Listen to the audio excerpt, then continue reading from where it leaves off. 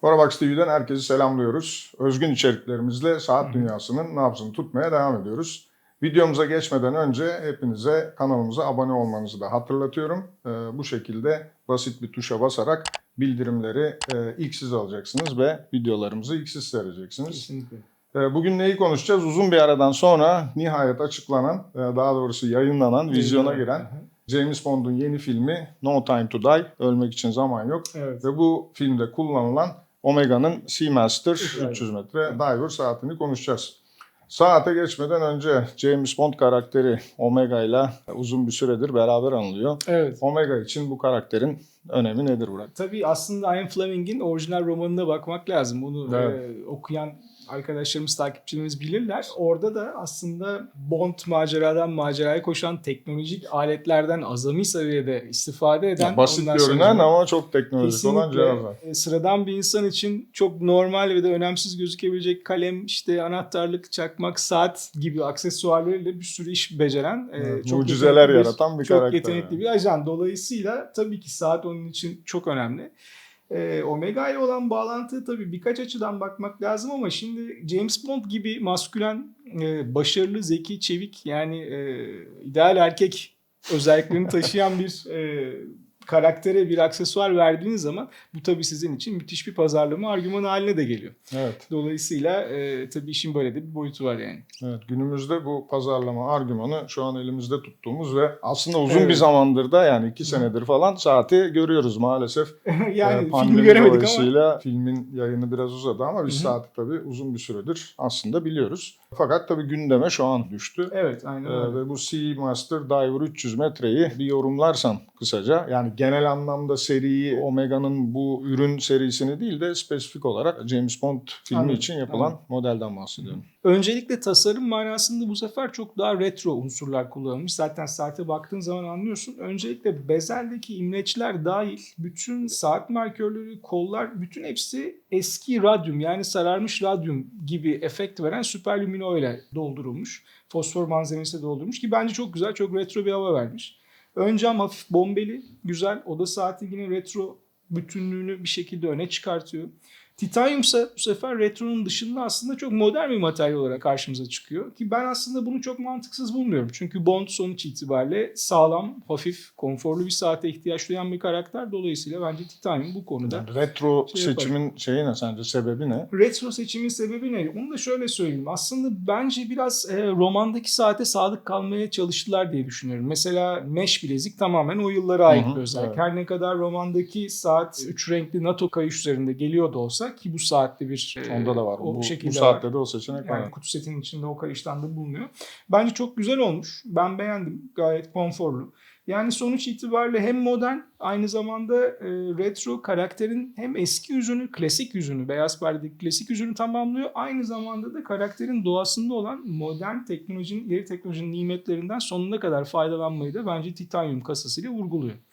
Peki neden Seamaster Diver 300 metre sence Bond saati seçimi olarak? Sonuçta Omega'nın kendi koleksiyonunda farklı model aileleri var. Yani şimdi Speedmaster'a bakıyorum. Evet. Tamam, Bond maceracı bir karakter ama bir yandan da işte hız yapan, farklı arabalar kullanan, yani Speedmaster'la da çok da uzak bir karakter değil. Bence James Bond karakter olarak çok sağlam bir saate sahip. Genel manada saatçilik dünyasında da diver saatler yüksek su geçirmezlikleri dolayısıyla zaten kendi doğalarından dayanıklı şekilde üretiliyorlar. Dalgıç saatlerin aslında artık böyle takım elbise gibi okazyonlarla beraber kullanılması da söz konusu olunca bence Bond'la güzel bir uyum olduğunu düşünüyorum. Yani mutlaka farklı segmentler de kullanılabilir ama bence diver çok yakışıyor. Evet. Şimdi saatin kalibresiyle ilgili konuşursak METAS, Master Chronometer sertifikalı coaxial bir saat. Doğru. Fakat benim en çok ilgimi çeken, tabii ben filmi de seyrettim bu arada. Filmin bir sahnesinde saatini kullanarak böyle bir mikro ve mikrodalga yayarak böyle bir düşmanı ekarte ediyor. Ve burada da notlarıma bakıyorum, 15.000 Gauss'a kadar manyetik alan dayanıklı. Yani bu ikisi sence birbiriyle eşleşen bir şey mi? Aslında negatif olmuş diyebiliriz. Çünkü sektör standartları için 15.000 Gauss'luk manyetik ortam direnci çok yüksek bir direnç. Evet. Bence METAS sertifikasyonuyla bu değer, bu parametre yeniden yorumlanıyor denebilirim sektörde.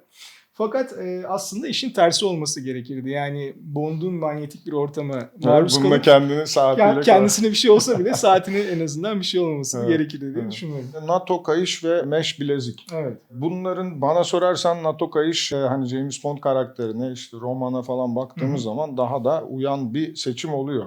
Ama sen saati ben de kullandım gerçi ama bir süredir saat bileğinde. Evet. Yani hangisini tercih ediyorsun? Hem kendi yaşam biçimine hem de saatin konforunu göz önüne alarak hangisini seçerdin? Yani şimdi ben bilezik adamıyımdır biliyorsun genel itibariyle. Her zaman saatlerin bilezikli, metal bilezikli almayı tercih ederim. Çelik veya altın ya da titanyum. Deri kayışları da genelde dress saatlere daha çok yakıştırırım. Bu modelde de tercihimi mesh bilezikten yana kullandım. Çünkü mesh çok konforlu bir bilezik şekli. Aynı zamanda modelin retro tasarımıyla bence birebir uyumlu. Gayet güzel olmuş. Bunun dışında yani ben hani su sporlarıyla ilgilenen bir adam olmasam da yani saatimin ıslanmasıyla ilgili tedirgin olmaktan da çok hoşlanmam açıkçası. Evet. Yani NATO kayış çabuk kuruyor olsa bile bu konuda benim Yine ikinci de tercihim. ıslanıyor yani. İkinci Hakikaten. tercihim olurdu. Yalnız şu da var. Yeni NATO kayış saatin orijinal karakterini çok güzel tamamlıyor. Yani bence renk seçimi olsun, kalınlığı, dokusu yani sıradan bir NATO değil, Omega'ya yakışır çok güzel bir tekstil kayış olmuş. Onu da mutlaka düşünen insanlara tavsiye Omega ederim. zaten son dönemde o hani tekstil diyelim sadece NATO demeyelim. Evet doğru. Müthiş kayışlar çıkarttı ortaya. Kesinlikle. Ben de Omega'larım için birkaç tane aldım. En son NASA amblemli falan çok Evet. enteresan bu velcro dediğimiz cırt Hı hı, cırtlı cırt olanlardan cırtlı falan olanlar da çok var. konforlu. Gayet başarılı. Evet, Bu arada ben öyle. saati takarken hep mesh bilezikle taktım ama yani bu klip sistemi maalesef bileziğin birbiriyle eşleşen bir duruş sergilemesini maalesef Mani oluyor. engelliyor. Hı hı. Yani bu işte ileri geri oynadığı zaman tam ne olacak bilmiyorum ama yani bu konu hakkındaki yorumun nedir? Yani normalde mesh bilezikler hep bu tarz böyle deployant dediğimiz katlanır klipslerle mi kullanılıyor? Nasıldır bu işin? Mesh bilezikler deployment tarzı klipslerden ziyade bileziğin bir kısmı üzerinde kayarlak ayarlanan çok daha kısa tokalarla Bu bizim kullanılıyor. çok eskiden kullandığımız Aynen. Stempolarda falan evet vardı. aslında ilk bakışta basit gibi gözükebilir ama aslında tokanın çok kısa olmasından dolayı çok konforludur. Aynı zamanda da mikro ayar içinde gayet müsait bir sistemdir. Toka kısa olduğu için bileğin arkasında potluk yapmaz ve o bahsettiğin iki tarafın eşit olamaması ya da bileğin arkasında katlanan parçalar arasında boşluk kalması olayını yaşamazsın. Ama tabii segment olarak Omega o kadar basit bir klipsi mutlaka ki saatlerinde kullanmaz. Aynı zamanda da çok sağlam klipsler değiller. Yani buradaki kadar bundaki kalite yok. O bakımdan belki biraz konfordan ödün yani verip. çok aşırı bir rahatsızlık hissetmedim ben ama yine de hani bileğinin muhakkak bir tarafından Evet, hafif bir bir şeyler tarafa doğru hissediyorsun. gidiyor. Evet, ona göre çok iyi bir şey yapmak lazım. Yani Evet. bilezik ayarı yapmak lazım ama işin özünde çok da aşırı da konforsuz bir durum söz konusu değil. Gayet rahat yani. Neyi değiştirdin peki saatte? Neyi Hani Bond değiştirdim? olarak düşünme, Burak olarak düşün yani. Bayağı baktım aslında saati kullandığım zaman zarfında. Ben çok beğendim. Gerçekten çok güzel olmuş. Renk teması, materyal olarak. Fakat benim aklımda 1998'de Pierce Brosnan'la beraber başlayan franchise'da kullanılan Bond saatinin kendi klasik özgün bileziği var. Çok parçalı, parlak ve mat yüzeylerden oluşan. Ben o bileziği çok severim.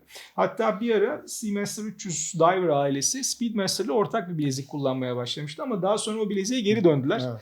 Böylece tercihimin de Omega tarafından onaylanması hoşuma gitmişti. Birbirimizden haberimiz olmasa da. Ben o bileziği titanyumda olabilir. Tekrar bunun üzerinde görmek isterdim. Aynı zamanda mesh bileziklerde şöyle bir problem var. Yuvarlak kasalı saatleri mesh bilezik taktığınız zaman endling denir İngilizce'de. Türkçe'de atkı deriz. Boşluk oluyor. Orası düz olduğundan dolayı bir boşluk oluyor. Ben o boşluktan pek haz etmiyorum. Dolayısıyla orijinal Seamaster 300 Diver bileziği bunu çok güzel tamamlardı. Yani bir an korktum bir de tarih penceresi eklerim falan diyeceksin diye ama. Tarih penceresine çok takılmıyorum artık. Evet biliyorum en son aldığın saatten ötürü zaten onu Son biliyoruz. Submarine ile barıştık o konuda. Evet. Sevgili dostlar nihayet 2 sene sonra filme de kavuştuk ve saatle ilgili de bir yayın yapma şansını bulduk. Omega'ya da çok teşekkür ediyoruz. Bizi bu saatle en kısa zamanda buluşturduğu için Burak'a da teşekkür ediyoruz. Engin bilgilerini bizlerle paylaştığı için ve bir sonraki videoda görüşmek üzere diyoruz. Görüşmek üzere.